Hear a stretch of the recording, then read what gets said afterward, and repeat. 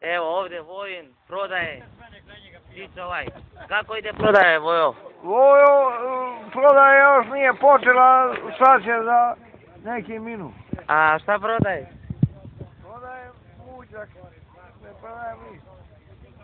Pa kako onda hoće da počne prodaje? A ne prodaješ A ništa? pijem kafu tamo na jednom mjestu, pa sam prošetao malo dok se oladi kafa, pošto me boli zub, pa ću poslije da se vratim da popijem kafu i da... A koji te zub boli?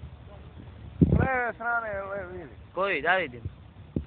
A, Daj, a? Daj da ga vadi. nemoj je može lijepo. Daj sebi, daj sebi.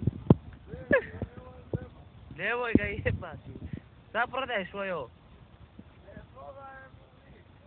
Pa onda kako kažeš sad će da krene prodaja? A ovim ljudima drugim. A ovaj hoće ti izadi zub sa klještima, a? Hoće. Šta pušiš, pas neki, a? Ne pušim pas, pušim druge cigare, ali ovo je brat puši. A brat, ti imaš brat, a? I onda... Kako zove tvoj brat? Prvi pojas.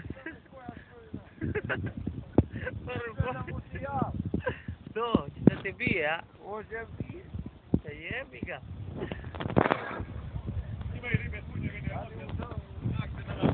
Bane, šta ima danas ovdje, kod tebe?